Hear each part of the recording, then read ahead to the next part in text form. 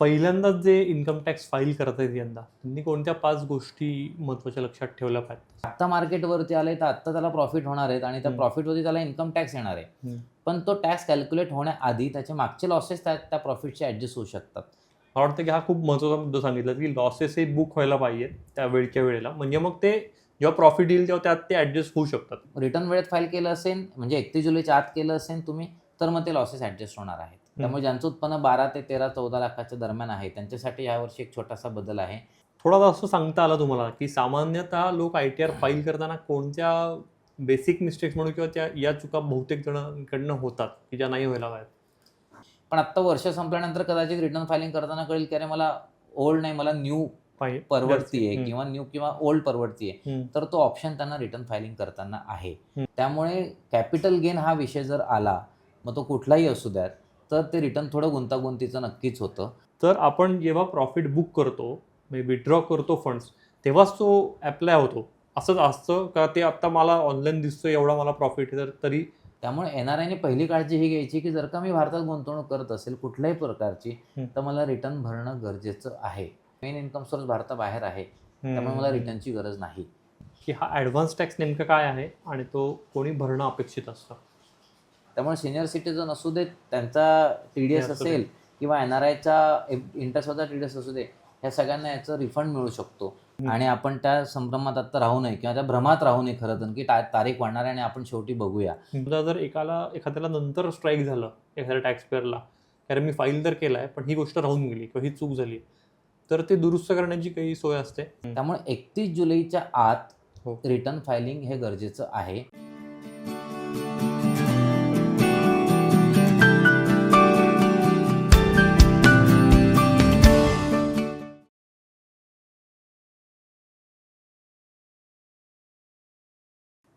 जुलैच्या दुसऱ्या आठवड्यात आपण आलेलो आहोत आणि जुलै म्हणलं की प्रत्येकाला वेध लागतात हे आय-टी-आर फायलिंगचे. विशेषतः जे नोकरदार आहेत, नोकरी करणारे जे काही सगळी आपली लाखोंमध्ये जी काही जनता आहे, त्यांना आय-टी-आर फायलिंगचे वेध लागतात. अनेक जण दरवर्षी ते करत असतात. पण हे आय-टी-आर फायलिंग का करायचं असतं? ते का आवश्यक असतं? तर काही जण असेही असतात की नाही करत वेगवेगळ्या कारणांमुळे.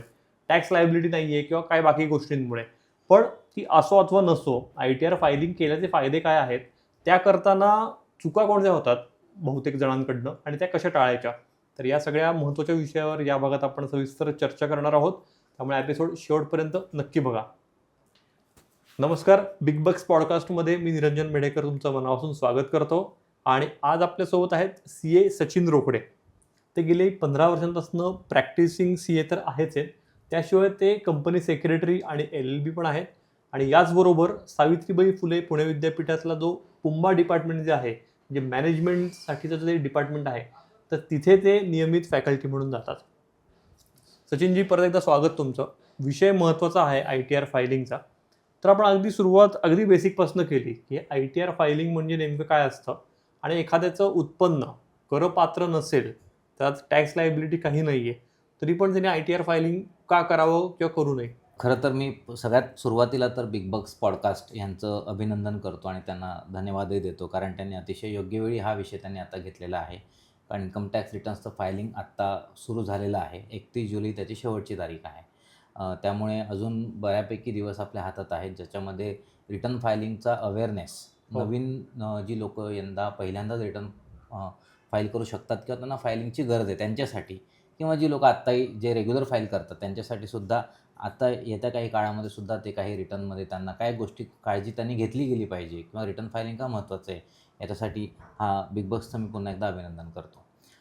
रिटर्न फायलिंग म्हणजे काय? तर खरं तर रिटर्न फायलिंग ही एक रिपोर्टिंग आहे. आपण ज्याला एक इन्कम टॅक्स डिपार्टमेंटला सेंट्रल गव्हर्नमेंट अंडर आपण याचं रिपोर्टिंग करत असतो, की रिटर्न म्हणजे आपण आपलं वर्षभराचं इन्कम आणि त्याच्यावरचा टॅक्स ह्याचं रिपोर्टिंग एक जनरली असं म्हणलं जातं.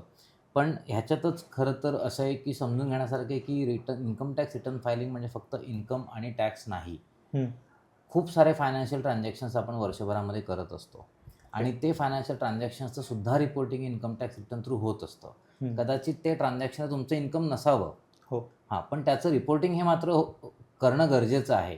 कारण की इन्कम टॅक्स रिटर्न भरणं हे कायद्याने क्रमप्राप्त आहे, त्याचे नियम त्याने दिलेले आहेत. पण त्याच्यात गेल्या काही वर्षात जे बदल झाले, की काही ट्रान्झॅक्शन्स आहेत की जे इन्कम टॅक्सला रिपोर्ट करावे लागतात आणि मग त्यानंतर त्याचं मॅन्डेटरी होतं की तुम्हाला त्याचं रिटर्न भरलं गेलं पाहिजे. त्यामुळे इन्कम टॅक्स रिटर्न ह्याला खरं तर हा एक खूप जुना शब्द झाला आता असं आपण म्हणू शकतो. ते आपण ITRच्या ऐवजी त्याला FTR म्हणलं तरी चालू शकतं. म्हणजे फायनान्शियल ट्रान्झॅक्शन्सचं रिटर्न असं म्हणलं तरी चालू शकतं. त्यामुळे एक आत्ताची गरज अशी आहे की इन्कम टॅक्स रिटर्नला हे इन्कम टॅक्स रिटर्न इन्कम आणि टॅक्स ह्याच्या पलीकडे जाऊन बघितलं गेलं पाहिजे. तुम्ही आत्ता बोलताना म्हणलात की जे पहिल्यांदा भरणार असतील यंदा, तर त्यांच्यासाठी पण आपण हा विषय करतो आणि जे रेग्युलर भरतात त्यांच्यासाठी. फ्रेशर्सच्या बाबतीत बऱ्याच असं होतं की त्यांचं इन्कम हे सुरुवातीला पहिल्या जॉबमध्ये इतकं नसतं, ते टॅक्सेबलच नसतं. तर अशा लोकांनी मग ITR फाईल करायला पाहिजे का नाही केला तरी चालेल? इन्कम टॅक्स रिटर्नकडे बघण्याचे 2 वेगवेगळे अँगल आहेत. अगदी नियमाने बघितलं तर मी म्हणालो तसे ते त्या पर्टिक्युलर कॅटेगरीतले फायनान्शियल ट्रान्झॅक्शन्स जर नसतील आणि जर का इन्कमही टॅक्सेबल नसेल तर रिटर्नची गरज नाही. ओके. मग ते फ्रेशर असू दे की काही एक्सपिरियन्स असू शकतात जिथेही टॅक्स स्लॅब कदाचित कमी असू शकतो आणि 12 लाखापर्यंत आता उत्पन्न पण टॅक्स फ्री झालेलं आहे. पण टॅक्सेबल इन्कमची लिमिट ही 4 लाखाची आहे. त्यामुळे आजच्या तारखेत जर म्हणाला कंपल्सरी कोणाला आहे तर ज्याचं उत्पन्न 4 लाखाच्या आत आहे त्याला ते कंपल्सरी नाही रिटर्न भरणं. पण ह्या पलीकडे विचार असा आहे की तुमचा जर का आता बऱ्यापैकी आपण कोविड नंतर बघितलेलं आहे की खूप जणांचे कॅपिटल मार्केटमध्ये म्हणजे शेअर्स असतील किंवा म्युच्युअल फंड्स असतील त्याच्यामध्ये बऱ्याच जणांचे ट्रान्झॅक्शन्स आता सुरू असतात. त्यावेळी त्याच्यामध्ये लॉस होऊ शकतो. म्हणजे आता आपण हे जे काय आता युद्ध जे झालं त्यामध्ये बऱ्याच जणांचे लॉसेस झालेले आहेत आणि मार्चमध्ये बऱ्याच जणांचा पोर्टफोलिओ लॉसमध्ये होता. म्हणजे खरं तर हे अगदी योग्य वर्षे 25-26 आर्थिक वर्ष हे अगदी रिलेव्हंट आहे. मी जे उदाहरण देतो त्यासाठी की ज्यांचा लॉस आहे त्यांचं रिटर्न फाईल होणं गरजेचं आहे. म्हणजे कदाचित तो फ्रेश अर्नर असेल, नवीनच नोकरीला लागला असणार आहे, 4 लाखाच्या आत उत्पन्न असेल, पण त्याचे शेअर्स किंवा म्युच्युअल फंड लॉसमध्ये असू शकतात. तर त्याचा तो लॉस हा भविष्यात येणाऱ्या प्रॉफिटशी तो ॲडजस्ट होऊ शकतो. म्हणजे आत्ता मार्केटवरती आले तर आत्ता त्याला प्रॉफिट होणार आहेत आणि त्या प्रॉफिटवरती त्याला इन्कम टॅक्स येणार आहे. पण तो टॅक्स कॅल्क्युलेट होण्याआधी त्याचे मागचे लॉसेस त्या प्रॉफिटशी ॲडजस्ट होऊ शकतात. हे केव्हा होणार आहे जर का रिटर्न नुसतं फाईल होणं गरजेचं नाही तर ते वेळेत फाईल होणं गरजेचं आहे. त्यामुळे 31 जुलैच्या आत रिटर्न फायलिंग हे गरजेचं आहे.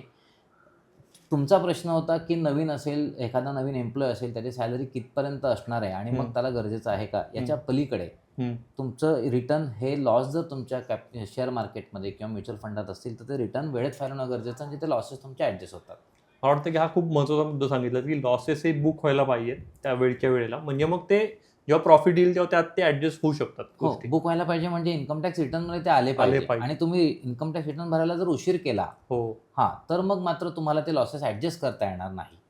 त्यावेळी हा प्रश्न पडतो की ह्या वर्षी मला म्हणजे पुढच्या वर्षी 26-27 मध्ये कोणाला प्रॉफिट असू शकतात आणि मग त्या प्रॉफिट होते इन्कम टॅक्स येईल आणि मग त्यावेळी तो टॅक्सपेअर म्हणू शकतो की गेल्या वर्षी मला लॉसेस होते त्याचं काय.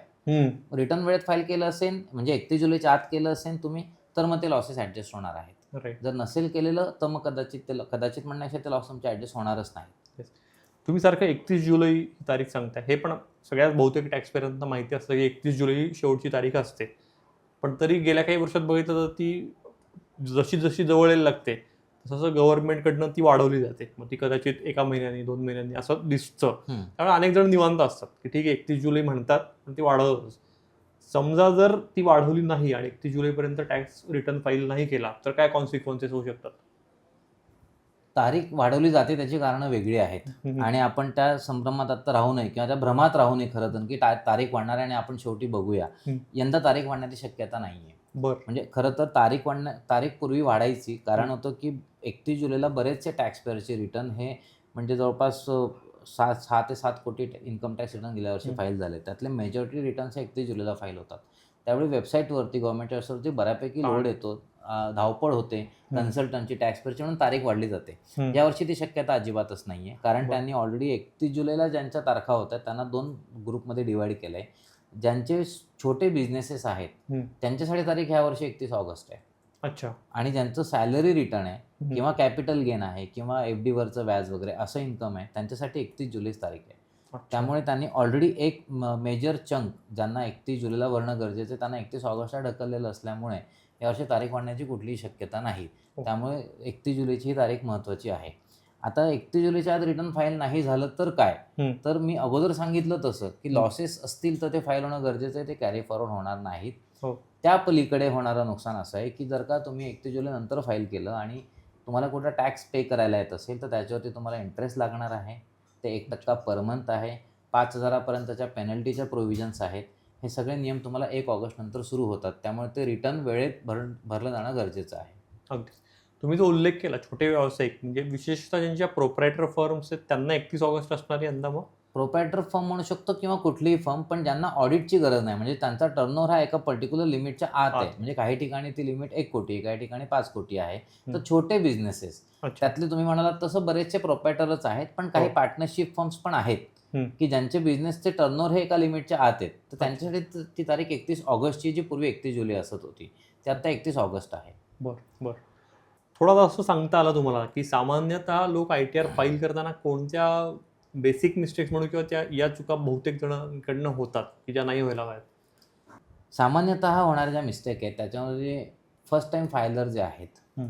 त्यांच्याकडनं मिस्टेक होते, की त्यांना असं एक समज असतो, की माझं इन्कम टॅक्स रिटर्न हे म्हणजे माझं फॉर्म 16. फॉर्म हां. 16 म्हणजे तुमचं मिळणारं सॅलरी सर्टिफिकेट जे तुम्हाला तुमच्या एम्प्लॉयरकडनं मिळतं. हं. तर आत्ता गव्हर्नमेंटनी ऑनलाईन 3 त्यांचे टूल्स आहेत. एक ॲन्युअल इन्फॉर्मेशन सिस्टम म्हणून आहे, हं. AIS, एक टॅक्स इन्फॉर्मेशन सिस्टम म्हणून आहे TIS हं. आणि एक 26S म्हणून फॉर्म आहे. म्हणजे जेव्हा तुम्हाला तुमचं उत्पन्न मिळतं त्याच्यावरती जो TDS कट होतो तो इथे रिफ्लेक्ट होतो. मग ते एम्प्लॉयरकडनं आलेली सॅलरी असेल, बँकेतनं आलेलं असेल, व्याज असेल. ह्या तिन्ही इन्फॉर्मेशन ह्या गव्हर्नमेंटच्या पोर्टलवरती ऑलरेडी मे महिन्यात अपलोड झालेल्या आहेत. ह्यांच्याकडे दुर्लक्ष होतं. ह्या बघितल्या जात नाहीत. ही पहिली मिस्टेक होती आहे. दुसरी मिस्टेक होती आहे, की बरेच जणं ऑनलाईन रिटर्न फाईल करतात. इन्कम टॅक्स पोर्टलला स्वतःचा रजिस्टर ID रजिस्टर करून तिथे ITR फॉर्म सिलेक्ट करता येतो. कारण की ITR फॉर्म 1 ते 7 आहेत. पहिले 3 फॉर्म जे आहेत त्याच्यामध्ये सॅलरी रिटर्न जातात. म्हणजे ITR 4 चौथा पण फॉर्म आहे त्याच्यातही सॅलरी रिटर्न जाऊ शकतं. तर त्याच्यामध्ये त्यामुळे रॉंग ITR सिलेक्शन होतं. अदर दॅन सॅलरी हे जे इन्कम आहे ते इन्कम त्यांच्याकडनं स्किप होतंय. रेंटल इन्कम असेल, प्रॉपर्टी कुठली रेंट आउट केलेली असेल त्याच्यावरचं इन्कम स्किप होतंय. त्यामुळे सगळी इन्फॉर्मेशन जी रिटर्नमध्ये जाणं गरजेचं आहे, जी ऑलरेडी गव्हर्नमेंटकडे अपलोड झालेली आहे, त्या गोष्टी व्हेरिफाय करून रिटर्न फाईल होणं गरजेचं आहे. असं आहे. तर पहिली मिस्टेक जी नवीन फायलर आहे त्यांच्याकडनं होणारी ही पहिली मिस्टेक आहे, की त्यांना त्यांचा फॉर्म 16 हाच माझा इन्कम टॅक्स रिटर्न आहे, असा एक समज आत्ता आहे. ह्या सगळ्या गोष्टींची व्हेरिफिकेशन होणं गरजेचं आहे. तुम्ही आत्ता बोलताना म्हटलात, की बऱ्याचदा लोकं रेंटल इन्कम दाखवायचं विसरतात रिटर्नमध्ये. तर असं अजून कोणतं पॅसिव्ह इन्कम आहे, की जे काही वेळा किंवा बऱ्याचदा हे मिस होतं? फ्रीलान्सर्स. ओके. तर फ्रीलान्सर्सचं असं आहे, की त्यांचं इन्कम हे छोट्या-छोट्या असाइनमेंट्समधून त्यांना इन्कम मिळत असतं आणि त्यातले काही फ्रीलान्सर असे आहेत, की जे आत्ता कुठेतरी एम्प्लॉईड आहेत आणि त्यासोबत एक ॲडिशनल इन्कम सोर्स म्हणूनही ते बघत असतात. तर ते इन्कम त्यांच्याकडनं स्किप होतंय. ते इन्कम कुठेतरी रिपोर्ट होत नाही. पण जे लोकं यांना फ्रीलान्सर्सला फी पे करतात त्यांच्या अकाउंट्समध्ये मात्र हे इन्कम दिसतंय. त्यामुळे ते कुठेतरी मॅचिंगमध्ये ते अडचण येऊ शकते. त्यामुळे रेंटल प्रॉपर्टी, फ्रीलान्सर किंवा असं कुठलंही उत्पन्न जे मी अगोदर सांगितलं, मागच्या प्रश्नात सांगितलं, की हे जे ऑनलाईन जे 3 फॉर्म अवेलेबल झालेले आहेत आत्ता, ज्याच्यामध्ये तुमचं इन्कम ऑलरेडी रिपोर्टेड आहे. तिथे जे रिफ्लेक्ट होत नाही. कारण की असं नाही की तुमचं वर्षभराचं सगळंच उत्पन्न रिफ्लेक्ट ऑलरेडी गव्हर्नमेंटच्या पोर्टलला होतंय असं होत नाहीये. टूल जरी आलेले असले त्याच्यासाठी बरेचसे टूल जरी आलेले असले तरी अजूनही काही ना काही उत्पन्न सुटतायत. त्यातलं रेंटल आणि फ्रीलान्सर झालं.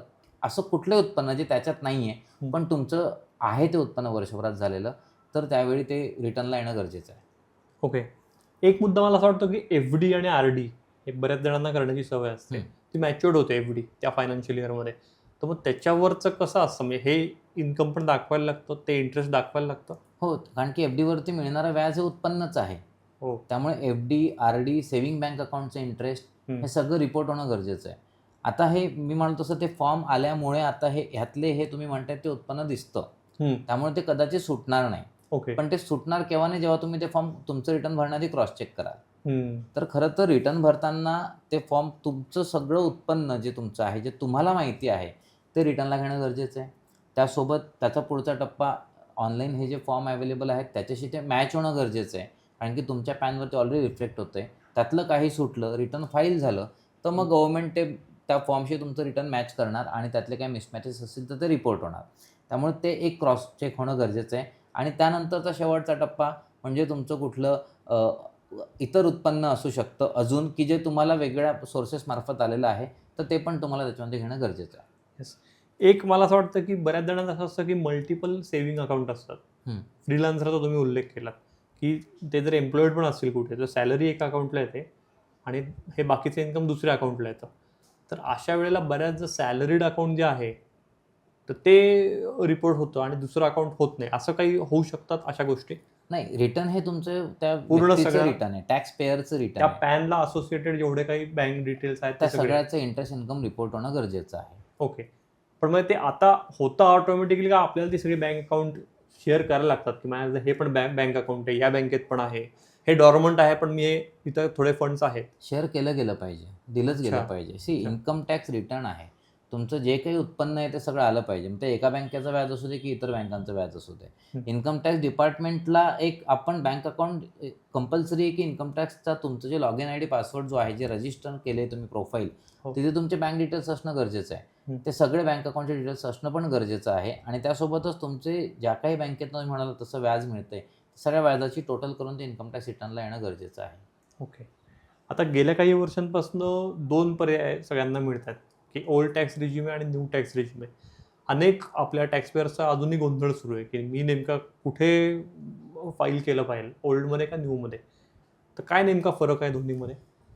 ओल्ड आणि न्यू टॅक्स रेजिमवरती बिग बॉस पॉडकास्टच्या चॅनलवरती एक साधारण महिनाभरापूर्वीचा आपला एक व्हिडिओ आहे आणि बरोबर. त्याचा विषयच तो होता की बरोबर. डिफरन्स बिटवीन ओल्ड आणि न्यू टॅक्स रेजिम. हं. तर तो ह्या एपिसोडनंतर सगळ्यांनी बघावा असं मी म्हणेन. हो. पण थोडक्यात सांगायचं झालं तर ओल्ड आणि न्यू टॅक्स रेजिममधला सगळ्यात महत्त्वाचा फरक हा आहे की न्यू टॅक्स रेजिममधनं बरेचसे एक्झम्पशन जे आपण अगदी ट्रॅडिशनली बघत आलो आहे आजपर्यंत, म्हणजे हाऊस रेंट अलाउन्सेस होते किंवा LICचे डिडक्शन्स होते, PFचे डिडक्शन्स होते, हं. 5 वर्षाची FD केली त्याचे डिडक्शन्स होते. ते सगळे डिडक्शन न्यू टॅक्स रेजिममध्ये त्यांनी काढून टाकलेले आहेत. हं. पण न्यू टॅक्स रेजिममधले स्लॅब रेट मात्र कमी आहेत. त्यामुळे अच्छा. कुठलीच अशी केस नाही आहे की ज्याला आपण कॅल्क्युलेशन न करता सांगू शकतो की बाबा रे तुला ओल्ड अफोर्डेबल आहे किंवा न्यू अफोर्डेबल आहे. सो ह्याचं कॅल्क्युलेशन ओल्ड आणि न्यू म्हणजे प्रत्येकाने आपलं जोपर्यंत ओल्ड टॅक्स रिजिम आहे हं. तोपर्यंत प्रत्येकाने आपला इन्कम टॅक्स रिटर्न फाईल करताना आपले सगळे डिडक्शन्स, अलाउन्सेसचा रेकॉर्ड सोबत ठेवावा अलॉंग विथ इन्कम ऑब्व्हियसली आणि मग दोन्ही रिजिममध्ये टॅक्स कॅल्क्युलेट केला गेला पाहिजे आणि त्या पद्धतीने रिटर्न फाईल होणं गरजेचं आहे. ओके. मग आता आपण जर असं एक उदाहरण घेतलं, की एखाद्या व्यक्तीचं होम लोन आहे किंवा त्याला HRA आहे किंवा ATCच्या अंडर त्याच्या इन्व्हेस्टमेंट्स आहेत, तर मग त्यांनी कुठली टॅक्स रिजिम प्रिफर केली पाहिजे? मी तेच आता म्हणतोय की ओल्ड आणि न्यूमधला पहिला पहिला. फरक की डिडक्शन्स जात काढून आहे. टाकलेत आणि स्लॅब रेटमध्ये फरक आहे. हो. दुसरा हा की होम लोन, ATC किंवा इतर कुठल्या इन्व्हेस्टमेंट त्याचं कॅल्क्युलेशन केल्याशिवाय आपल्याला ते आपण लक्षात येऊ शकत म्हणजे नाही. असं आपण तोंडी नाही सांगू शकत. ते ॲक्चुअल बघूनच ॲक्चुअल बघूनच म्हणजे आम्ही तेच करतो की आम्ही प्रत्येक टॅक्स पेयरचं त्याला ओल्ड टॅक्समध्ये किती टॅक्स येतोय आणि हं. न्यू रिजिममध्ये किती टॅक्स येतोय दोघं कॅल्क्युलेट करून ज्या रिजिममध्ये त्याचा टॅक्स कमी हं. त्या रिजिममध्ये आपण रिटर्न फाईल करतो आणि ही लिबर्टी सॅलरी टॅक्स पेयरला आहे. हं. सॅलरी टॅक्स पेयरला त्यांचं रिटर्न फाईल करताना कुठली रिजिम घ्यावी हे त्यांना तो निर्णय त्यांना घेता येतो, डिसिजन रिटर्न फायलिंग करताना घेता येतो. बऱ्याच कंपनीमध्ये फायनान्शियल इयरच्या सुरुवातीलाच विचारलं जातं की तुम्हाला कुठली रिजिम हवी आहे. बरोबर. म्हणजे आता 25-26चं रिटर्न फायलिंग सुरू आहे. तर एप्रिल-मे 25मध्ये कंपनीने एम्प्लॉईला ईमेल केलेत की तुम्हाला कुठली रिजिम हवी आहे आणि त्यावेळेस एम्प्लॉईनी ओल्ड किंवा न्यू कुठली तरी सिलेक्ट केली आहे. हं. त्यावेळेस आणि त्यांच्या कन्सल्टंटला विचारून ते सिलेक्ट केली असणार आहे. पण आत्ता वर्ष संपल्यानंतर कदाचित रिटर्न फायलिंग करताना कळेल की अरे मला ओल्ड नाही मला न्यू पाहिजे. परवडती आहे हं. किंवा न्यू किंवा ओल्ड परवडती आहे. हं. तर तो ऑप्शन त्यांना रिटर्न फायलिंग करताना आहे. हं. त्यामुळे तुमचे जे काही डिडक्शन्स आहेत, ज्या काही इन्व्हेस्टमेंट्स आहेत हं. त्याचा रेकॉर्ड हा रिटर्न फायलिंगपर्यंत तुम्ही व्यवस्थित तो मेंटेन करा. तो तुमच्या कन्सल्टंटला द्या आणि दोन्ही रिजिममध्ये टॅक्स कॅल्क्युलेट करून बघितला गेला पाहिजे. तुम्हाला जर वाटत असेल की मला रिजिम बदलायची रिटर्न फाईल करताना ती चॉईस तुम्हाला नक्कीच आहे. फक्त सॅलरी टॅक्स पेयरसाठी ही चॉईस आहे. जे बिझनेस रिटर्न्स आहेत म्हणजे जे ऑगस्टमध्ये होणार आहेत किंवा ऑडिट केसेस म्हणजे ते अगदी सेटल बिझनेस रिटर्न्स त्यांना रिजिम बदलण्याची चॉईस नाही आहे. पण सॅलरी लोकांना ही चॉईस नक्की आहे आणि त्याचा त्यांनी बेनिफिट घ्यावा अशा अर्थाने की अगदी रिटर्न फायलिंगपर्यंत आपण असं समजत राहू नये की मी ओल्डमध्येच आहे किंवा मी न्यूमध्येच आहे. त्याचे कॅल्क्युलेशन होणं गरजेचं आहे. बरोबर. आता एक थोडा मुद्दा येतो की म्युच्युअल फंड्स किंवा शेअर ट्रेडिंगमधनं कॅपिटल गेन्स जर काही झाला असेल, तर ते रिपोर्ट करणं हे गुंतागुंतीचं ठरतं का? गुंतागुंतीचं ठरतं. हं. कारण म्युच्युअल फंडचे किंवा शेअर्स असतील, म्युच्युअल फंड असतील किंवा आता म्युच्युअल फंडातही 2 मेजर प्रकार आहेत. इक्विटी ओरिएंटेड म्युच्युअल फंड आहेत आणि डेट ओरिएंटेड म्युच्युअल फंड आहेत. तर दोघांमध्येही होणारा गेन हा कॅपिटल गेन आहे. हं. त्याच्यातही शॉर्ट टर्म आणि लाँग टर्म कॅपिटल हो. गेन आहे. त्याचे टॅक्स रेट वेगळे आहेत. म्हणजे 12.5% पण आहे, 20% पण आहे लाँग टर्ममध्ये डेट फंडामध्ये स्लॅब रेटनुसार आहे, म्हणजे तुमचे जे काही स्लॅब आता आहेत ओल्ड किंवा न्यू रिजिमचे, त्या स्लॅब रेटनुसार डेट फंडाचं टॅक्सेशन आहे. त्यामुळे कॅपिटल गेन हा विषय जर आला, मग तो कुठलाही असू द्यात, तर ते रिटर्न थोडं गुंतागुंतीचं नक्कीच होतं. त्यामुळे ते रिटर्न फाईल करताना आपल्याला आपल्या कन्सल्टंटला आपले जे कोणी ब्रोकर आहेत, ज्यांच्याकडे आपले अकाउंट आहेत, त्या अकाउंटचं पूर्ण कॅपिटल गेन स्टेटमेंट डिटेलमध्ये देणं गरजेचं आहे. म्हणजे ते रिटर्न हे एरर फ्री प्रोसेस होईल. काही जणांचे, काही टॅक्स पेअरचे 2 किंवा त्यापेक्षा जास्त ठिकाणी पण अकाउंट असतात. म्हणजे झिरोदामध्ये पण माझा शेअर ट्रेडिंग सुरू आहे. काही जणांचं म्युच्युअल फंड डिस्ट्रिब्युटर्सकडे म्युच्युअल फंडच्या इन्व्हेस्टमेंट्स आहेत. तर त्यावेळी मात्र आपले जिथे कुठे अकाउंट आहेत, काही स्वतःच आपण मॅनेज करतो आपल्या ॲपवरती, ग्रो ॲप आहे. तर सगळ्या ठिकाणचा कॅपिटल गेन स्टेटमेंट डाउनलोड करून ते कन्सल्टंटला देऊन त्याचं रिटर्न वेळेत फाईल होणं गरजेचं आहे आणि कुठला शॉर्ट टर्म आहे की लाँग टर्म आहे ते बघून ते रिटर्न फाईल होणं गरजेचं आहे. ओके. एकच अगदी बेसिक प्रश्न, कॅपिटल गेन्सविषयी बोलतोय आपण. तर आपण जेव्हा प्रॉफिट बुक करतो, म्हणजे विथड्रॉ करतो फंड्स, तेव्हाच तो ॲप्लाय होतो असंच असतं का? ते आत्ता मला ऑनलाईन दिसतोय एवढा मला प्रॉफिट आहे, तर तरी ते रिपोर्ट करणं आवश्यक आहे? ऑनलाईन दिसतो तो अनरिअलाइज्ड प्रॉफिट आपण त्याला म्हणतो. हो, हे हो. टेक्निकल टर्म आहे अनरिअलाइज्ड प्रॉफिट. Correct. ऑनलाईन दिसतो तो रिपोर्ट होणं गरजेचं नाहीये. पण बरं केलं तुम्ही हा प्रश्न केला. हो. याच्यात एक महत्त्वाचा मुद्दा असा आहे की म्युच्युअल फंडामध्ये आपण एका फंडातनं दुसऱ्या फंडात जेव्हा जातो, हम्म. त्यावेळी मात्र तो रिपोर्ट करावा लागतो. अच्छा. आता एका फंडातनं दुसऱ्या फंडात जाणं म्हणजे काय, तुमच्या अकाउंटला पैसे जमा होत नाहीत, पण तुमचं फंड बदलतोय. त्याला आपण स्विच करतो किंवा रिडम्पशन म्हणतो आपण त्याला. करेक्ट. तर त्यावेळी मात्र त्या फंडावरती एका फंडातनं दुसऱ्या फंडात जाताना जो काही प्रॉफिट होतोय, तो मात्र रिपोर्ट होणं गरजेचं आहे. जो ऑनलाईन माझ्या पोर्टफोलिओमध्ये 31 मार्चला किती प्रॉफिट आहे, मी विड्रॉ तर केलाच नाहीये आणि तिथेच आहे, त्याच फंडात आहे, तर त्यावेळेस त्याला टॅक्सेशन नाही. अच्छा. पण मी एकातनं दुसरीकडे जाताना माझा प्रॉफिट किंवा लॉस जो काय असेल तो त्याच्यावरती टॅक्सेशन येतं, कारण की ते इन्कम टॅक्स डिपार्टमेंटला पण त्याचं रिपोर्टिंग होतंय. तर बऱ्याचदा हे प्रश्न आम्हाला गेल्या काही वर्षापासून येत आहेत की आम्ही विचारतो, पहिला प्रश्न असतो की तुमचा काही कॅपिटल गेन असेल, तुम्ही काही म्युच्युअल फंड शेअर्स विकले असतील तर त्याचे रेकॉर्ड्स द्या आम्हाला. मग रेकॉर्ड आम्हाला कुठलेही येत नाहीत. मग मी म्हणालो तसा तो जो फॉर्म आहे, एक TIS म्हणून फॉर्म आहे, मग आम्ही फोन करतो की आम्हाला इथे सेल दिसतोय तुमचा. ते म्हणतात मी नाही कुठलं विकलेलं. मग डिटेल स्क्रुटिनी केल्यानंतर कळतं की विकलेलं नाहीये, पण एकातनं दुसऱ्या फंडात गेले. राईट. मग त्यावेळी मात्र त्याचं टॅक्सेशन येतं. मग प्रश्न असा पडतो की मग डबल टॅक्सेशन होतंय का? कारण मी A फंडातनं B फंडात गेलो आणि B मधनं मी तो विकणार आहे. विकताना माझ्या अकाउंटला पैसे येणार आहेत, त्यावेळेस तर टॅक्सेशन येणार आहे, हे सगळ्यांना माहिती आहे. Aतनं B मध्ये जाताना पण टॅक्सेशन आहे, म्हणजे मग डबल टॅक्सेशन आहे का? त्याचं उत्तर नाही असं आहे. सोपं उदाहरण देतो की तुम्ही A फंडात गुंतवणूक केली, त्यावेळेस तुम्ही ₹100 गुंतवणूक केली असेल आणि तुम्ही जेव्हा Aतनं B फंडात गेलेला आहात, त्यावेळेस तुमची ती 100ची गुंतवणूक 120 वरनं ₹100 ती कदाचित ₹120 पर्यंत गेली असेल. तर तुम्हाला त्या ₹20 आत्ता टॅक्स येणार आहे, कॅपिटल गेन येणार आहे, त्याच्यावरती टॅक्स येणार आहे. जेव्हा तुम्ही B फंडात ₹120 ते शिफ्ट होत आहेत, तुम्ही समजा ते काही वर्षांनी ₹150 ते विकले, ₹150 ते विकले, तर त्यावेळेस तुम्हाला 30 वरचा टॅक्स पे करायचा आहे. अच्छा. म्हणजे तुमचा एकूण गेन हा ₹50 झाला, पण तुम्ही जेव्हा फंड्स शिफ्ट केला त्यावेळेस ₹20 वरती टॅक्स पे केलाय आणि जेव्हा तुम्ही ते ॲक्च्युअल रिडीम केले, अकाउंटला पैसे आले, त्यावेळेस ₹30 वरती टॅक्स पे कराय. त्यामुळे डबल टॅक्सेशन नाहीये. पण येस, पहिल्या केसमध्ये अकाउंटला कुठलेही पैसे न येता Aतनं B मध्ये जाताना इन्कम टॅक्स मात्र येतोय. ओके. आता असं दिसतं की थोडीशी गुंतागुंतीची प्रोसेस आहे ITR, आणि समजा जर एखाद्याला नंतर स्ट्राईक झालं एखाद्या टॅक्स पेअरला, कारण मी फाईल तर केलाय पण ही गोष्ट राहून गेली किंवा ही चूक झाली, तर ते दुरुस्त करण्याची काही सोय असते? ती सोय आहे. इन्कम टॅक्स रिटर्न 31 जुलै ओरिजिनल ड्यू डेट आहे. त्यानंतर बिलेटेड रिटर्न म्हणजे 31 डिसेंबरपर्यंत तुम्ही लेट रिटर्न फाईल करू शकतात. म्हणजे 31 जुलैची तारीख जर ओलांडली गेली तर, आणि जर का काही चुकलं असेल रिटर्नमध्ये, तर तुम्हाला रिटर्न रिवाईज करता येतं, ज्याची तारीख 31 मार्च आहे. अच्छा. म्हणजे 31 जुलैचं रिटर्न फाईल केलं आणि तुमच्या लक्षात आलं की काही चुकलेलं आहे किंवा काही इन्कम टॅक्स दाखवायचं राहिलंय, सुटलंय, तर ती तारीख तुम्हाला 31 मार्च 2027 पर्यंत तुम्ही ते रिवाईज करू शकतात. त्यापुढे पण एक ऑप्शन आहे की ITR U म्हणजे अपडेटेड रिटर्न म्हणून एक नवीन फॉर्म आलेला आहे. तर ITR U मध्ये पण तुम्ही रिटर्न फायलिंग हे तुम्ही 31 मार्च नंतर, म्हणजे 25-26चं रिटर्न रिव्हिजन 31 मार्च 27 पर्यंत आहे. त्यानंतर तुम्ही ITR अपडेटेड रिटर्न हे तुम्ही फाईल करू शकतात. त्याला 4 वर्षापर्यंत फायलिंगची मुदत आहे, पण त्याचे नियम थोडे वेगळे आहेत, गुंतागुंतीचे आहेत. त्याच्याला सगळ्यात महत्त्वाचा नियम असा आहे की ITR U हा नील किंवा झिरो फाईल होऊ शकत नाही किंवा त्याच्यात रिफंड क्लेम करू शकत नाही. काहीतरी टॅक्स भरायला येत असेल तरच ITR U हा आहे. त्यामुळे तो ऑप्शन आहे कायद्यामध्ये, म्हणून मी तो आत्ता म्हणालो. पण खरं तर 31 जुलैची तारीख आणि काही चुकलं असेल तर रिवाईज रिटर्न जे 31 मार्च म्हणजे इथनं पुढे 9 महिन्याची वेळ 8 महिन्याची वेळ आपल्याकडे असते. हो. ह्या 2 मध्येच रिटर्न फायलिंग होणं गरजेचं आहे. रिफंडचा उल्लेख केला तर एक अनेकांचा मुद्दा असा असतो की TDS बऱ्याचदा कट झालेला असतो, एम्प्लॉयरकडनं असेल किंवा अजून काही. तर तो मला TDS क्लेम कधी करता येतो आणि त्याला माझं जर इन्कम टॅक्सेबल असेल तर तो त्यातनंच वळते केला जातो, नेमकं ती थोडीशी सांगता काय प्रोसेस असते? एम्प्लॉयर जेव्हा तुमचा TDS करतो तो तो तो तुम्हाला जे सॅलरी इन्कम दिलेलं आहे त्याच्यावरचा तो TDS कट करत असतो. हं. इन्कम टॅक्स रिटर्न फायलिंग त्यासाठीच गरजेचं आहे. एम्प्लॉयरने TDS केला म्हणजे तुमचं टॅक्स लायबिलिटी भरणं किंवा ती डिस्क्लोज करणं तुमची जबाबदारी संपली असं होत नाही. तसं असतं तर इन्कम टॅक्स रिटर्न नावाची कॉन्सेप्टच नसते.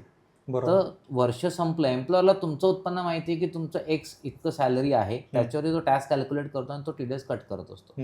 पण ज्यावेळेस तुम्ही रिटर्न फाईल करताना संपूर्ण इन्फॉर्मेशन जेव्हा तुम्ही कन्सॉलिडेट करतात, तर संपूर्ण इन्कम, त्याच्यावरती येणारा टॅक्स, त्यातनं एम्प्लॉयरने ऑलरेडी कट केलेला टॅक्स हा वजा होतो आणि उरलेला टॅक्स तुम्हाला पे करायला लागतो. अच्छा. त्यामुळे एम्प्लॉयरचा TDS हा ॲडजस्ट होतो तुमच्या फायनल टॅक्स लायबिलिटी सोबत. फायनल टॅक्स लायबिलिटी कुठली की तुमचं वर्षभराच्या उत्पन्नावरती येणारी टोटल टॅक्स लायबिलिटी, ऑलरेडी भरलेला TDS, मग तो एम्प्लॉयरचा असेल, तो कदाचित असा असेल की माझं बँकेत FD वरती मला व्याज मिळते त्याच्यावरचा पण TDS असू शकतो. सो TDS हा जे कोणी तुम्हाला पेमेंट करतात, जिथून तुमचं इन्कम तुम्हाला मिळतंय, ती ऑर्गनायझेशन, ती बँक असेल, कंपनी असेल, ते TDS त्याचे वेगळे नियम आहेत, त्यानुसार ते कट करत असतात. ॲन्युअल रिटर्नला आपल्याला ते सगळं क्लब करायचं, सगळं इन्कम क्लब होणार आहे, सगळ्यात झालेला TDS क्लब होणार आहे आणि उरलेली टॅक्स लायबिलिटी काय असेल ती कदाचित असं होऊ शकतं की मला तेव्हा रिफंड मिळू शकतो. मग तेव्हा तो रिफंड होतो, पण ते पूर्ण ॲन्युअल वर्किंग झाल्यानंतर. Correct. Personal finance, mutual funds, share market हे आजचे खूप ट्रेंडिंग टॉपिक्स आहेत आणि यावर प्रचंड मोठ्या संख्येने डेटा, कंटेंट हा आज नेटवर उपलब्ध आहे, यूट्यूबवर अवेलेबल आहे. पण बऱ्याचदा त्यातली ऑथेंटिसिटी ही आपल्याला कळत नाही आणि त्याच्यामुळे पण बऱ्याचदा रील्स बघून किंवा छोटे व्हिडिओ बघून हे चुकीचे निर्णय घेतले जाऊ शकतात. त्याच्यामुळेच बिग बग्स फायनान्शियल सर्व्हिसेसनी आणि आम्ही मिळून बिग बग्स पॉडकास्ट हा सुरू केलेला आहे की ज्याच्यामध्ये फायनान्शियल लिटरसी, आर्थिक साक्षरता हाच आम्ही याचा मूळ पाया ठेवलेला आहे. आणि एपिसोड्स जे आमचे आहेत पॉडकास्टचे तर हे 30 ते 40 मिनिटांचे आम्ही मुद्दामून करतो. थोडेसे मोठे एपिसोड्स आम्ही मुद्दामून करतो ज्यायोगे ती संकल्पना त्या एपिसोडमधली जी आहे ती पूर्णपणे उलगडता यावी आणि त्याची प्रॅक्टिकल सोल्युशन्सही सगळ्या इन्व्हेस्टर्सला देता यावी. त्यामुळे या आधीचेही एपिसोड्स जर तुम्ही बघितले नसतील बिग बग्स पॉडकास्टचे, नक्की बघा. तुमच्या ज्या काही सूचना असतील किंवा तुमच्या मनात जर काही शंका असतील, प्रश्न असतील, आम्हाला हक्काने तुम्ही कमेंट्समध्ये विचारा. टीम बिग बग्स त्यांना नक्की रिस्पॉन्ड करेल. काही कारणाने जर तुम्ही अजूनपर्यंत आपला चॅनल सबस्क्राईब केला नसेल तर सबस्क्राईब करा, लाईक करा. तसंच आपल्या पॉडकास्टची, या एपिसोडची लिंक तुमच्या फ्रेंड सर्कलमध्ये, नातेवाईकांनी नक्की शेअर करा. पहिल्यांदाच जे इन्कम टॅक्स फाईल करत आहेत यंदा, त्यांनी कोणत्या 5 गोष्टी महत्त्वाच्या लक्षात ठेवल्या पाहिजेत मी सांगा? म्हणालो तसं की ऑनलाईन जो काही डेटा तुमचा सगळा आलेला आहे तो मॅच करणं गरजेचं आहे. एकूण एक फिगर मॅच होणं गरजेचं आहे. दुसरं तुमचं कॅपिटल गेन जे काही तुमचे झाले असतील, जिथे कुठल्या प्लॅटफॉर्मला आपण डील करत असू तिकडनं तो डेटा घ्यायचा आहे. तुमचं जर का कुठे घर रेंटल दिलेलं असणार आहे ते आहे. तुम्ही काही प्रॉपर्टी परचेस केली असेल ह्या वर्षी तर ते पण दाखवणं गरजेचं आहे. सेल केली असेल तर ते पण दाखवणं गरजेचं आहे. त्या पलीकडे फ्रीलान्सिंगमध्ये तुम्हाला काय इन्कम असेल, दुसरा कुठला इन्कम सोर्स असेल तिकडनं दाखवणं गरजेचं आहे. अशा ह्या 5 गोष्टी साधारणपणे आहेत की ज्याची काळजी घेणं गरजेचं आहे फर्स्ट टायमर फाईलमध्ये. ओके. दुसरीकडे जे रेग्युलर फाईल करतात, वर्षानुवर्ष करतायत, त्यांनी पण कोणत्या गोष्टी आवर्जून लक्षात ठेवण्यासारख्या आहेत? एक तर 31 जुलै डेडलाईन. 31 जुलै डेडलाईन जे वर्षानुवर्ष करतात ते. खरं तर आता बऱ्यापैकी टूल्स अवेलेबल झाल्यामुळे वर्षानुवर्ष फाईल करणाऱ्यांना एक अवेअरनेस नक्कीच आलेला आहे.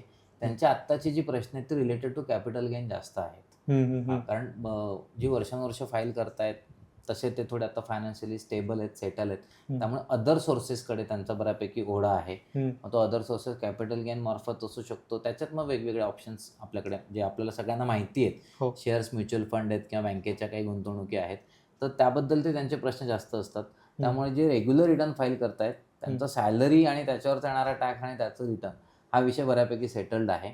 पण त्यांना बाकी गोष्टींचं प्लॅनिंग करणं गरजेचं आहे. त्यामुळे जी लोकं रेग्युलर फायलर आहेत त्यांनी त्यांचं ओव्हरऑल इन्कम आणि त्याच्यावरचं टॅक्स प्लॅनिंग हे वर्षभर करणं हे माझं जास्त ॲडवाइज असेल रादर दॅन रिटर्न फायलिंगच्या वेळेस काय काळजी घ्यायची आहे त्यापेक्षा जास्त. खरं असं कारण असं होतं की तुमचं रिटर्न फायलिंग सुरू आहे अनेक वर्ष, तुमचं एक उत्पन्न आहे, त्याच्यावर येणाऱ्या टॅक्सची तुम्हाला कल्पना आहे, तुमच्याकडे काही पैसे जमलेले आहेत, तुम्ही ते वेगळ्या ठिकाणी गुंतवलेले आहेत. आता त्याच्या टॅक्स प्लॅनिंगची जास्त गरज आहे आणि ते टॅक्स प्लॅनिंग रिटर्न फायलिंगच्या वेळी होऊ शकत नाही. बरोबर. त्याच्यासाठी तुम्हाला वर्षभर बघितलं गेलं पाहिजे. माझ्याकडे किती फंड्स आहेत, मी कुठे गुंतवले, त्याच्यावरती मला किती टॅक्स होतोय. तर आम्ही जे बघितलं तर ती प्रश्न जास्त आहेत त्या लोकांची, की बाबा माझ्याकडे इतके पैसे आहेत आत्ता सध्या, मला गुंतवायचे आहेत, त्याच्यावरती किती टॅक्स येणार आहे. मग कॅपिटल गेन असेल तर शॉर्ट टर्मला किती येणार, लाँग टर्मला किती येणार आहे. सो त्यांच्यासाठी माझा सल्ला असेल, की आपण ते वर्षभर आपला पोर्टफोलिओ बघणे, कधी बुक करायचा आहे, त्याचा प्रॉफिट कधी बुक करायचा आहे, लॉस कधी बुक करायचा आहे, कुठपर्यंत आपल्याला एक्झम्पशन म्हणजे जसं capital gain, long term capital गेनला 1.25 लाखापर्यंत एक्झम्पशन आहे. मग मी 1.25 लाखापर्यंतचा कॅपिटल गेन बुक करावा का बरोबर. वर्षभरामध्ये केव्हा तरी, जेणेकरून मला कॅपिटल गेनही होईल आणि टॅक्स येणार नाही. तर त्यांचा फोकस ह्या गोष्टींकडे असणं गरजेचं आहे, that is throughout the year. Right. आता आपण थोडंसं NRI किंवा मर्चंट नेव्हीमध्ये जे काम करतात, तर त्यांनी ITR फाईल करताना नेमकं त्यांचा अप्रोच कसा पाहिजे? NRI वरती एक सविस्तर चर्चा होऊ शकते, इतके हो. त्यांच्यासाठीचे हे सगळे नियम आहेत. पण अगदी थोडक्यात सांगायचं झालं तर NRI साठी त्यांचं रेसिडेन्शियल स्टेटस हे महत्त्वाचं आहे. ज्याची त्यांना आता कल्पना आहे, की मी भारतात किती दिवस असलं पाहिजे आणि किती दिवस मी भारताबाहेर असलं पाहिजे. ह्याचा एक बेसिक अवेअरनेस NRI लोकांना नक्कीच आलेला आहे. पण त्यांना अजून एक काही NRIचा असा एक समज आहे, की मी भारताबाहेर माझं उत्पन्न आहे, म्हणजे माझी सॅलरी तिकडे मिळते आहे. ज्या कुठल्या देशात ते आहेत तिकडे माझा इन्कम टॅक्स होतो आहे, त्यामुळे मला भारतात रिटर्न भरण्याची गरज नाही. पण आपण जेव्हा NRI म्हणतो, तर ते भारतामध्ये त्यांचे बँक अकाउंट आहेत, काही गुंतवणुकी आहेत, त्यावरनं त्यांना येणारं उत्पन्न आहे भारतामध्ये, त्याच्यावरचं टॅक्सेशन किंवा त्याचं disclosure in income tax return हे काही NRIकडनं आजही सुटतं आहे. त्यामुळे NRIने पहिली काळजी ही घ्यायची, की जर का मी भारतात गुंतवणूक करत असेल कुठल्याही प्रकारची, तर मला रिटर्न भरणं गरजेचं आहे. जरी तुमचं मेन सोर्स ऑफ इन्कम हे भारताबाहेरचं असलं, तरी पण माझी गुंतवणूक भारतात आहे, माझं अकाउंट आहे. NRIचे नॉर्मली NRO आणि NRE हे अकाउंट असतात.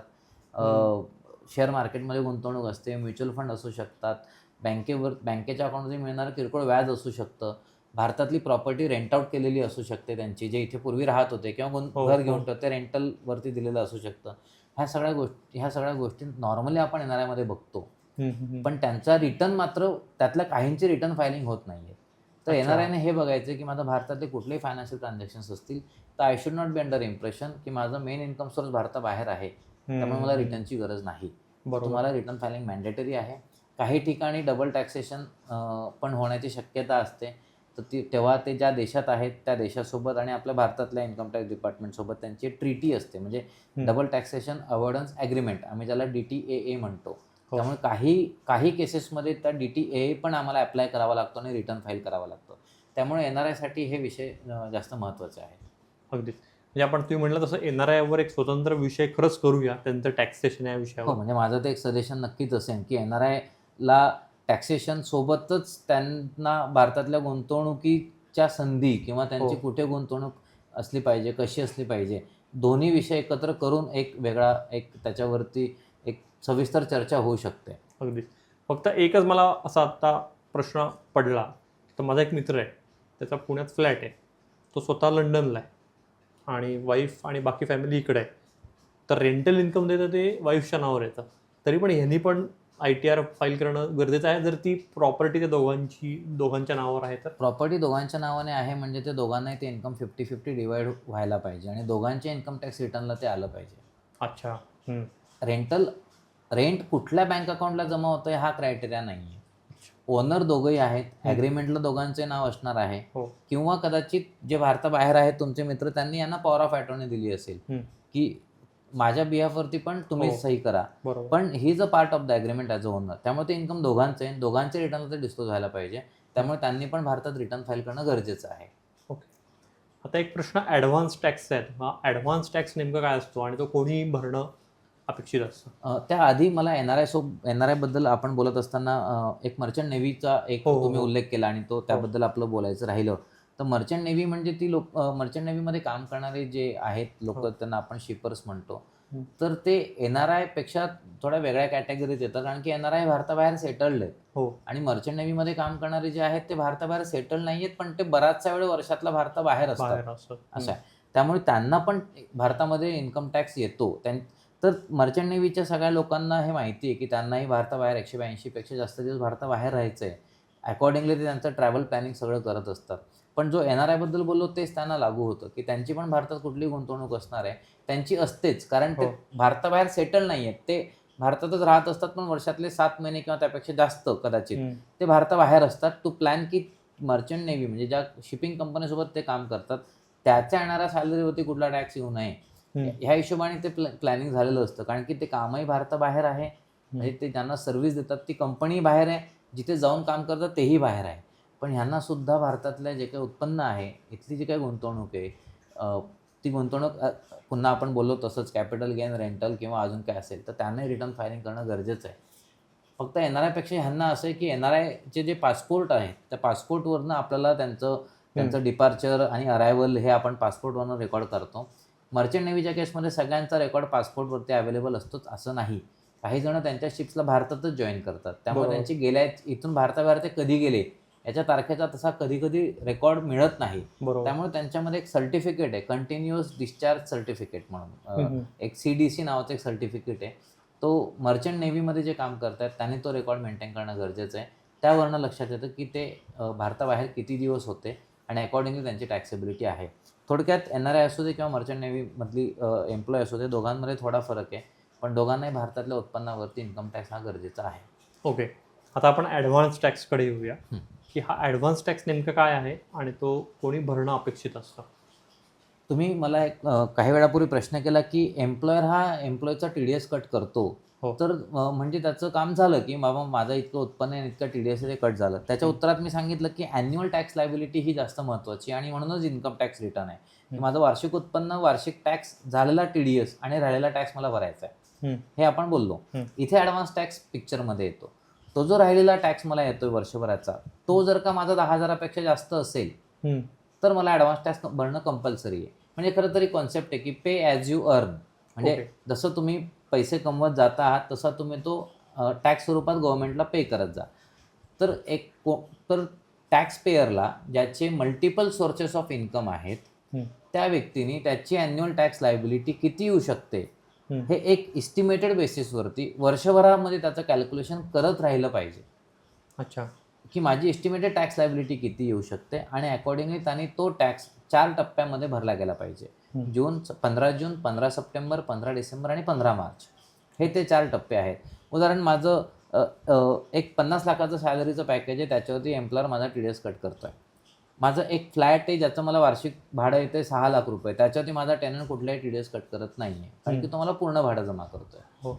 माझ्या बँकेत काही FDs आहेत, त्याच्यावरती मला व्याज मिळतंय. माझी गुंतवणूक आहे शेअर्स म्युच्युअल फंडमध्ये, तिथे मी कदाचित वर्षभरात जशी माझे निर्णय होतील किंवा गरज असेल तसे मी विकतोय ते आणि त्याचे पैसे घेतोय. आता जर का तुम्ही इथे बघितलं तर माझा TDS हा फक्त एम्प्लॉयरच्याच त्याच्यावरती होतोय. जे माझं मेन सोर्स ऑफ इन्कम आहे, आपण जे म्हणालो 50 लाखाचं पॅकेज आहे, त्याच्यावरती TDS होतोय. इतर तिन्ही सोर्सेसमध्ये माझा टॅक्स कोणी कट करत नाही आहे. मला रेंटल इन्कमही पूर्ण अकाउंटला येतंय. कॅपिटल गेन मी विकले की ते पूर्ण पैसे जो काही प्रॉफिट आहे तो जमा होतोय, म्हणजे पूर्ण सेल प्रोसीड जमा होत आहेत आणि बँकेचं व्याजही पूर्ण जमा होतंय. तर ज्यावेळेस हे तिन्ही प्रॉफिट जेव्हा माझ्या सॅलरीच्या टॅक्स इन्कममध्ये ॲड होणार, त्यावेळेस मला टॅक्स भरायलाच येणार आहे नक्कीच. तर त्यावेळी तो जो काही माझा टॅक्स आहे, तो टॅक्स गव्हर्नमेंटला असं एक्सपेक्टेड आहे की तुम्ही त्याचा एक एस्टिमेशन वर्षभरामध्ये करत राहिलं पाहिजे आणि 4 टप्प्यामध्ये तो भरला गेला पाहिजे. तो म्हणजे ॲडव्हान्स टॅक्स. आता एक्झॅक्ट त्याचं कॅल्क्युलेशन होऊ शकत नाही, म्हणूनच ते 4 टप्पे आहेत की जसं तुमचं इन्कम एस्टिमेट होत जाईल तसं तुम्ही तो टॅक्स पे करत जा. हा ॲडव्हान्स टॅक्सचा सगळ्यात पहिला कॉन्सेप्ट आहे, म्हणून त्याला ॲडव्हान्स असा शब्द दिला आहे, कारण की वर्षभरामध्ये तो तुम्हाला पे करायचा आहे. तर ॲडव्हान्स टॅक्स हा जर का नाही भरला गेला, म्हणजे मी जर का माझी एस्टिमेटेड टॅक्स लायबिलिटी नाही कॅल्क्युलेट केली आणि मी याच्यावरती असतं की माझं एम्प्लॉयरचा TDS होतोय आणि तो आता माझं ते टॅक्स कटिंग दर महिन्याला सुरू आहे, सॅलरी येते आफ्टर TDS आणि बाकी उत्पन्न वर्षभरात जे काही होतील ते मी रिटर्न फायलिंग करताना करेन. लक्षात येत नाही, पण रिटर्न फायलिंग करताना जो काही टोटल टॅक्स तुम्ही पे करणार आहात, त्या टॅक्सवरती कुठेतरी तुम्ही इंटरेस्ट पे करतात. कारण की ॲडव्हान्स टॅक्सचा कम्प्लायन्स पूर्ण न केल्यामुळे तो टॅक्स त्या 4 क्वार्टरमध्ये वेगवेगळ्या टप्प्यात न भरला गेल्यामुळे रिटर्न फायलिंग करताना जी काही टॅक्स लायबिलिटी येते ती विथ इंटरेस्ट येते. त्याला सेक्शन आहे 234 234B आणि 234C, हे 2 सेक्शन्स आहेत, ज्या सेक्शनमध्ये इंटरेस्ट लागतं फॉर नॉन पेमेंट किंवा लेस पेमेंट ऑफ ॲडव्हान्स टॅक्स.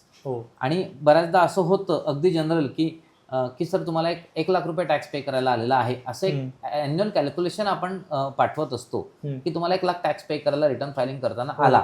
पण बऱ्याचदा असं होतं की जर का तो 1 लाख असेल आणि जर का असा एक असणार आहे की हा टॅक्स मला भरायचा आहे जेणेकरून माझं रिटर्न फाईल होईल, तर त्या 1 लाखामध्ये कुठेतरी ते इंटरेस्ट पण असतं आणि ते इंटरेस्ट चं जे आहे ते साधारणपणे 2 ते 3% त्याचे ॲडहॉक कॅल्क्युलेशन्स आहेत, पण ते 2 ते 3% जातात. त्यामुळे तो इंटरेस्ट कंपोनंट बराच असतो. त्यामुळे ॲडव्हान्स टॅक्स हा खूप महत्त्वाचा होतो. आणि जे टॅक्स पेअर ज्यांचं वय 60 वर्षे किंवा त्यापेक्षा जास्त आहे त्यांना ॲडव्हान्स टॅक्सची कॉन्सेप्ट ॲप्लिकेबल नाही आहे. पण इतर सगळ्यांना ॲडव्हान्स टॅक्स हा भरणं गरजेचं आहे. त्यामुळेच मी म्हणालो की तुम्ही अजून एका विषयावरती आपण बोललो होतो की जे रेग्युलर टॅक्स पेअर त्यांनी काय काळजी घेतली पाहिजे. तर त्यांच्या बाबतीत मी म्हणतो की रेग्युलर टॅक्स पेअरने काय काळजी घ्यायची की वर्षभरामध्ये त्याने त्यांचं सॅलरी असेल, त्यासोबत त्यांचे बिझनेस असू शकतो, सॅलरी किंवा बिझनेस आणि सोबत जे इतर इन्कम आहे त्याचं प्लॅनिंग केलं पाहिजे. त्यातनं येणाऱ्या इन्कम टॅक्सचं प्लॅनिंग केलं गेलं पाहिजे. त्याच्यासोबत त्याचा ॲडव्हान्स टॅक्स भरला गेला पाहिजे. अगदीच. असं आहे. त्यामुळे ॲडव्हान्स टॅक्स हा फार तसा क्रिटिकल विषय आहे. Other than main source of income ज्याच्यावरती टॅक्सेस कट होतात ते सोडून इतर कुठले उत्पन्न असेल तर प्रत्येक टॅक्स पेअरने वर्षभर आपल्याला काय ॲडव्हान्स टॅक्स येतोय का आणि तो भरला जातोय का याची काळजी घेतली पाहिजे. बरोबर. आता एक मुद्दा असा येतो की टॅक्स डिडक्शन, टॅक्स एक्झम्पशन आणि टॅक्स रिबेट या 3 टर्मिनॉलॉजीज वापरल्या जातात वेगवेगळ्या केसेसमध्ये. तर यामध्ये नेमका काय फरक असतो आणि तो कोणी समजून घेतला पाहिजे? एक्झम्पशन म्हणजे ते इन्कमच एक्झम्प्ट होतं. अच्छा. ओके. म्हणजे कुठलं एखादं इन्कम सोर्स आहे तुमचा की ज्याच्यावरती टॅक्स लागत नाही. म्हणजे जसं ॲग्रिकल्चर इन्कम हे agriculture income is exempt from income tax. So exemption terminology तिथेच होते जेव्हा तुमचं पूर्ण इन्कमच एक्झम्प्ट होतं. डिडक्शन ही टर्मिनॉलॉजी होते जेव्हा इन्व्हेस्टमेंट्स आहेत. जसं आपण म्हणालो की ओल्ड रिजिममध्ये LIC किंवा म्युच्युअल फंडातली इन्व्हेस्टमेंट, PFची इन्व्हेस्टमेंट, तर त्यात ते सगळे डिडक्शन ह्या कॅटेगरीमध्ये जातात. That is tax deduction. आणि टॅक्स रिबेट हा मात्र तुमच्या टॅक्समधनं कमी होतो. म्हणजे पुन्हा येतो मी इन्कम एक्झम्पशन म्हणजे तुमचं एखादं इन्कमच पूर्ण कमी होतं म्हणजे ज्याच्यावरती इन्कम टॅक्सच नाही आहे, ते हिशोबातच घेतलं जात नाही. टॅक्स डिडक्शन म्हणजे तुमचा इन्कम जे कॅल्क्युलेट होतो त्यातनं वजा होणारे वेगवेगळे डिडक्शन्स आणि मग येणारा टॅक्स. आणि टॅक्स रिबेट म्हणजे टॅक्स अमाऊंटमधनं काही तुम्हाला सवलती मिळतात. म्हणजे आपण 87A रिबेट तुम्ही जेव्हा मला विचारलं की ह्या वर्षी कुठला नवीन नियम आलेला आहे का की ज्याची काळजी घ्यायची आहे, तर 87A हा सेक्शन आहे रिबेटचा. सेक्शन तसा जुना आहे पण त्याचा रेफरन्स मी इथे घेतो की तिथे काही प्रोव्हिजन्स आहेत की जिथे तुमची टॅक्स अमाऊंटच कमी होते. Okay. So that is tax rebate. त्यामुळे तिघांमधला हा एक बेसिक फरक आहे.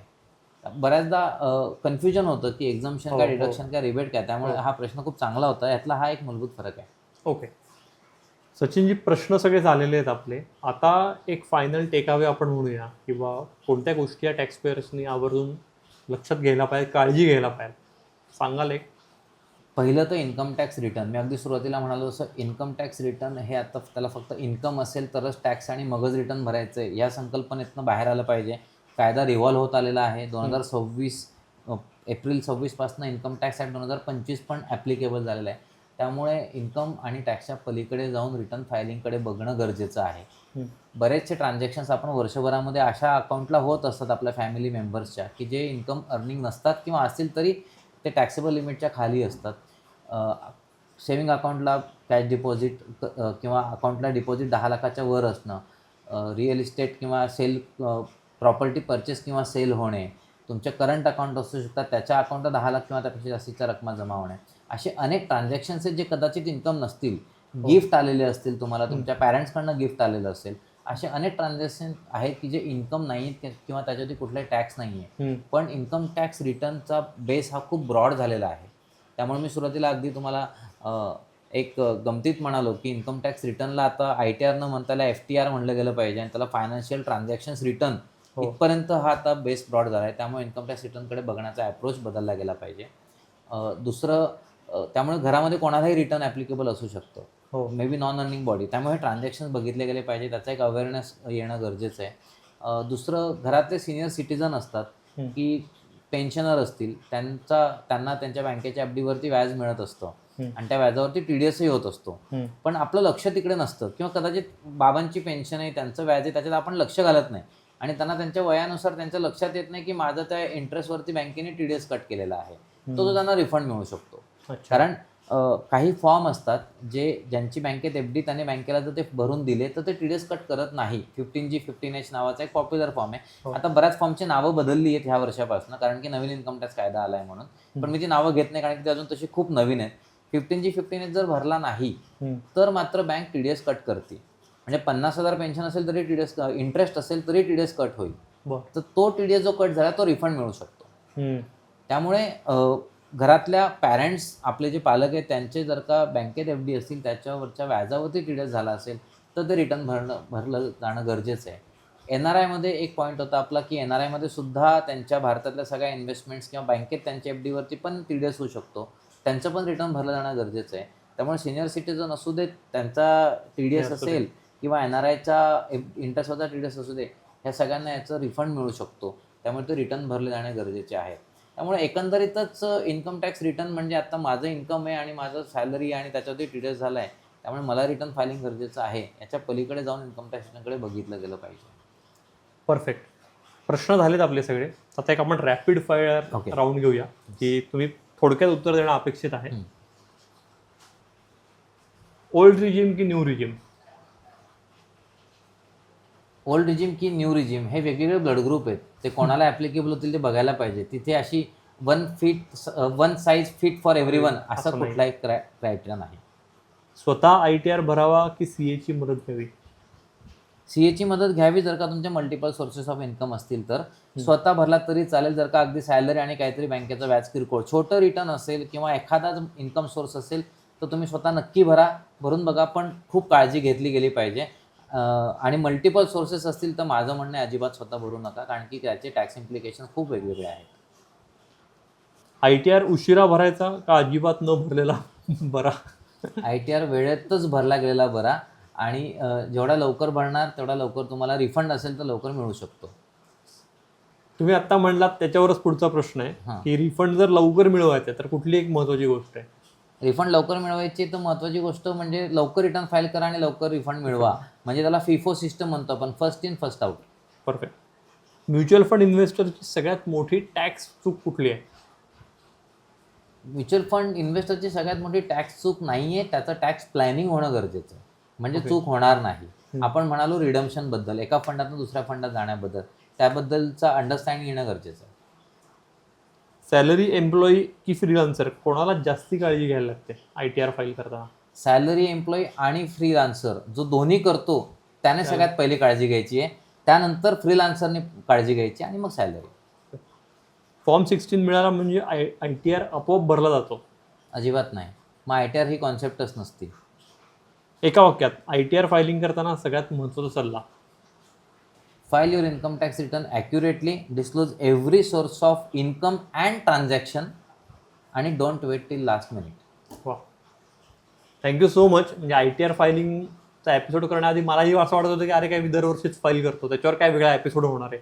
पण तुम्ही जे सगळं सांगितलं, ती माहिती, त्यातले अनेक तपशील नवीन होते, मलाही नवीन इन्साइट्स मिळाले. मला खात्री आपल्या सगळ्या प्रेक्षकांना, ऑडियन्सलाही मिळाले असतील. तर तुम्ही वेळात वेळ काढून आलात, आणि जुलै मे तुमचा आत्ता खरा सगळा पीक महिना सुरू आहे, तरी पण तुम्ही वेळात वेळ काढून आलात. तुमच्या मनापासून आभार. थँक्यू. तुम्हाला जर काही या एपिसोड बघून काही प्रश्न असतील, शंका असतील सचिनजींसाठी, आम्हाला कमेंट्समध्ये नक्की विचारा. त्याच्यावर थेट सचिन सर किंवा टीम बिग बक्स उत्तर द्यायचा नक्की प्रयत्न करेल. भेटूया पुढच्या भागात.